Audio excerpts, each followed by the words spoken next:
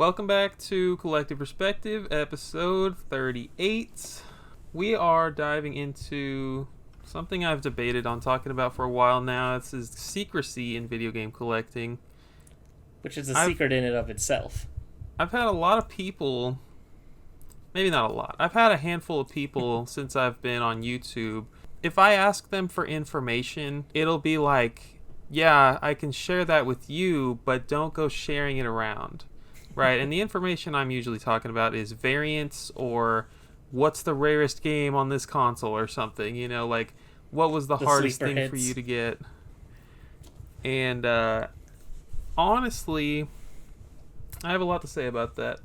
On the downside, it's a little bit of a double-edged sword for me to go on the internet and talk about how rare a video game is. And I have like 1,700 subscribers. I don't have a million. I don't have the Metal Jesus following of hundreds of thousands of individuals. But I suppose I don't know. I suppose I still have an impact. The people that do subscribe to me are following me because they collect video games. So no matter how few, it still creates competition, Yeah. and so it's a double-edged sword. Almost 2,000 people, still a lot of people. So, Right. About um okay, so on the downside, let's say I talk about a game, or let's not even use me as an example. Let's say Metal Jesus say I Rocks. talk about a game. Yeah. Somebody on Jesus. YouTube talks about a game, okay? Then on one side, it's like, okay, this is a game nobody had ever heard of, but now, the other 99% of people that didn't know about it are now actively looking for it at thrift stores. And all those people that resell things, those are people that are now going to look for this game that they would have otherwise passed on because it looked like a piece of garbage, right? Like it's your rare sports games, for example. So on one hand, those now get pulled out from the market, or pulled out into the market where they were literally collecting dust in corners of buildings or whatever. And that's an upside because you're getting more copies in circulation. The downside is that it's going to cost more. Okay, so if someone hadn't made that video and only you knew about this game before that video, then you were on eBay with a save search waiting for the one to pop up like every 2 years or whatever it may be. And so you could get it for $12 and free shipping or whatever. But now, so and so makes a video about it. Okay, the game is going to have more copies on eBay, that's just how it is, but it's going to cost more. And that's the double edged sword I'm talking about. I'm not completely against keeping information in, right? Because if I am the type of person who wants these games, like it's one thing to research them and tell the world about them, and another to like, okay, I want to own one myself, so I don't need to create competition for myself until I've found it. I don't think there's anything wrong with that. If I do the legwork to research it and discover it, I should get first dibs. After that, if I'm trying to hoard 15 copies of it so that I can resell it, well, then that becomes, it's still your right to do so, but at the same time, it's like that's information that could go out into the world for other video game collectors. I don't know. Feel free to drop in with any thoughts. No, you're okay. I don't know, because part of me gets it, part of me doesn't. I've always been kind of an open book with this kind of thing. Like, if I know stuff that I know isn't super well known, or if somebody asks me, like, hey, what are some... For example, this actually happened on the Discord. Everybody join the Bird Dog Gaming Discord. Someone asked me, like, hey, what are some 3DS games I should look out for that aren't too expensive, but they're pretty hard to find? And I just typed it up, and I was like, yeah, this, that, and the other one, some games to look for. I don't know. I don't really see it as competition as much. I guess that's technically what I'm making for myself if I'm looking for something. But if somebody asks me, like, hey, what are some hard GameCube variants to find? Even if I don't have them, I'm not really hesitant to share them, or really make it known, so to say. I don't know. I see the idea of something being well known kind of meaning almost more of a chance to find it, because that means that there's more eyes on it, more people might know about it, and then maybe that game that you haven't seen, that weird GameCube variant you haven't seen in 3 years, all of a sudden there's 10 copies on eBay because somebody knows about it now, opposed to before where it's like you might not have even known that it existed. And you might have to pay up a little bit more because of it, but at least now it's actually available. I mean, that's kind of what happened with the Duo Pack a few years ago. A lot of people debated if it even existed. One finally went up for sale and actually sold, and then all of a sudden 4 or 5 of them popped up, Yeah. And I kind of see it as, it sucks if you've been trying to find something and you miss out on it, or it gets really expensive because more other people find out about it. But more knowledge of something also usually leads to more availability of something. And if it's something like that, where it's something very expensive, usually the people that have the FU money to throw around like that, they're going to buy it right away. And then the rest of us that are interested that aren't rich aren't going to be paying that much money, so eventually the price does kind of tinker down. So I've seen that happen a few times with things where it's like, the first one finally comes up for sale, sells for a ton of money, then the next one comes up, sells for way less, and then the next one comes up for sale, sells for even less than that kind of thing. That happened with the GameCube Shrek Watch. The first one sold for like $5,000, something crazy like that. Then the next one sold for about, I think, like $2,000, and then after that it was like $800. So it's like, because of that first initial sale, got a few more eyes on it, they got posted, they were still expensive, but each time it sold, it got cheaper. So sometimes letting the information out there that you think you might not want other people to know to not create competition could make it a little bit easier for you to find what you're looking for, because some people just might not realize what they have is rare, or people are looking for it.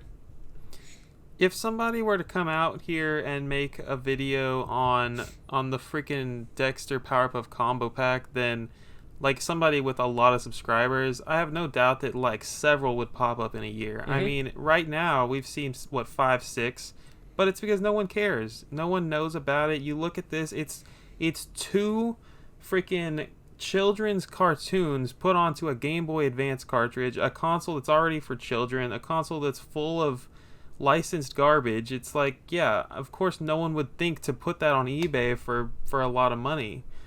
It's a double-edged sword for sure. Mm-hmm. I don't know. I see sharing the information as more of a positive than a negative, personally. I think it's actually better to kind of let people know about the things that they're looking for that are kind of scarce out there. There's probably a lot of games. No, there's probably a handful of games that I'm looking for that I haven't like gone and posted publicly or whatever. Well, honestly, no. It's not like I have information that I'm withholding, right? Like I don't have any game that I found out that exists that no one else knows about, and I'm not posting about it. In fact, when I did learn about that freaking combo pack, I was like all up in video game stage, like researching with other people trying to see if it did exist. Mm-hmm. So, I don't know where I was going with that, but that just came to my head. Another thing that people like try to keep secrets in video game collecting, which is really strange to me, is full set lists. Has anyone ever like told you to like not share that around? Actually no. I've asked other people to compare it to make sure that our lists match up, but I've never had anybody tell me like not to share stuff. A full set list, at least. I've had people tell me not to share information about variants they told me, and I have respected that, because I don't, I feel like it's not nice to just break somebody's trust. That's the whole different thing. I think if I know something other people don't know about, I'll tell me, but if someone tells me something, they're like, hey, don't tell anyone about this, then I feel like it's rude to make that public knowledge. Absolutely. And it happens a lot, and it's a little frustrating. It's like, wow, I wish you hadn't even told me now. It's like, I wish I didn't have to keep this a secret now, but because then it's like, cool. Then it's like, what if you find the game and you want to post about it? Then you feel guilty even posting about it. Yes, it is so annoying. But the full set list thing, I don't understand. I think maybe it comes from like I did all this work, I deserve the credit type of deal. And so if you compile 1,000 Game Boy Advance games into a spreadsheet, like, yes, the information is out there, but that takes a lot of work. And yes, you do deserve credit, sure, but if you're going to share it with someone, I don't know. If I ever make a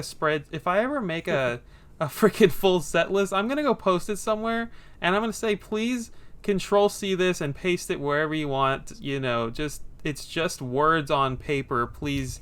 I could die tomorrow if I had this information or something.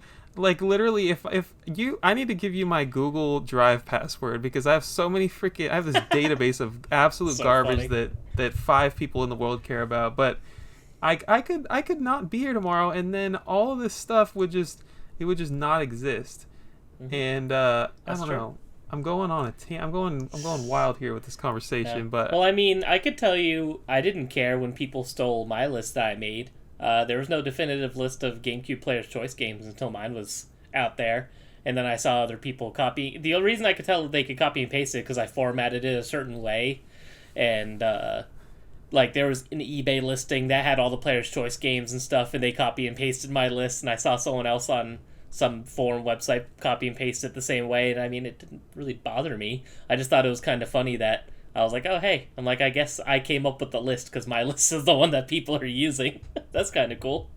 So I mean I see it as, again, I see it as a win. I mean, and really, if you're making a full set list and you're the one that did it all and you came up with the work, you should want other people to check it to make sure that you're not wrong. Is how I see it. I mean, I've double checked my 3DS list with like 3 or 4 different people, and there's, you know, in my Vita list as well, and it's like someone I checked my Vita list with, they were missing a game on it, so it's like they were like, oh crap, thank you, now I could get that, and now they're like, they were like, I didn't have the full set. Oops, now I have the full set because I didn't realize I was missing this one game kind of thing. So it's good to double check your homework.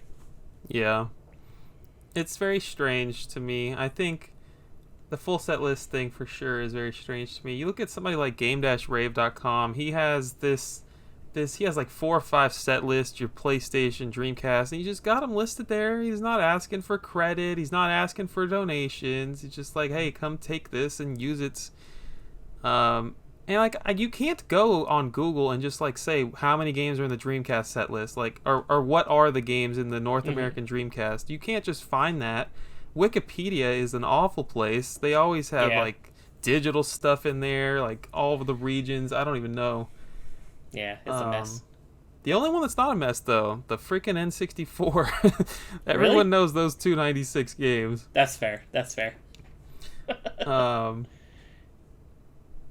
Yeah, I mean, Oh, if I were to go on N64. Google right now, I don't think I could find a GameCube set list very easily. I mean, No, I'm you pretty can't. sure You have to kind of scour for it a little bit.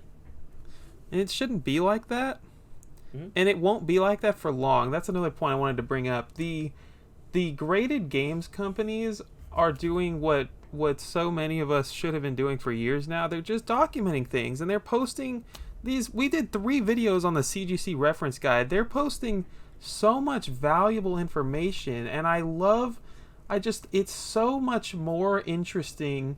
I'm at this point where I scroll down social media and it's so much more interesting to see people posting graded games and talking about, like, that community is they care about variants. Or I don't know if they care about them, but they talk about them. Yeah, and they at and least they put the information out there. I'm learning things from them as opposed to just seeing yet another copy of like Ocarina of Time loose. Like, I don't know. I'm just so sick of the same posts. But that's way on a tangent. I think graded games companies are they're publishing variant information at an alarming rate. WADA has Dan Gomez, freaking Super Nintendo, over there working, and he's doing research and he's posting about it on Instagram. He's posting about, like, he's writing blog posts for WADA, and He's doing God's work. it's Seriously. incredible. And if we had more people doing research, which we talk about way too much on here, then this wouldn't. I don't know. We wouldn't have to rely on companies to come and do it for us. But I mean, whatever. I don't care who does it at this point. Just give me the information. Let me know how many variants there are of freaking Super Mario Brothers, and let me know which one I need to buy. Yes. Um, You're welcome to keep your secrets if you want to, but I think that you're holding yourself back if you do. That's kind of my ending statement. it's delaying the inevitable at this point because these companies are going to be finding out the information and sharing it publicly very soon. No doubt about Yeah, it. so eventually a lot of that stuff's going to be out there anyway. Um, yeah. Aside from a few weirdos like us, grading companies are the only people doing work for this hobby. Yes, Anything unfortunately, else? I think we are the niche of the niche. So I think that's that's okay. all That's I what makes got. it fun. Me too. You're more than welcome to keep your secrets. We suggest that you don't, for the most part. I would say it's fair. Get your copy for yourself and then go post it somewhere before you die. Before you take it to the grave with you. Oh my god, that's a little morbid, but I get what you're saying. And if you're like, where do I post something like that? Go to Video Game Sage. There's a whole spot called Collecting Guides, and I've talked about it before, but like I'll go post every Rayman game that's ever existed there. Nobody cares, but someone will care one day. If you got And weird then it's there. information, go post about it somewhere. Yes, because one day someone else is gonna want to know just as much as you did, and you can have that little sparkle in your heart knowing that you helped somebody find out about that weird Rayman French game, just like Christian once did. That's all for 38. The next time you see Craig, he will be freaking married. What a It guy. will be. What a guy. What a man. I'm ready. It's been a long time coming, so I'm very excited.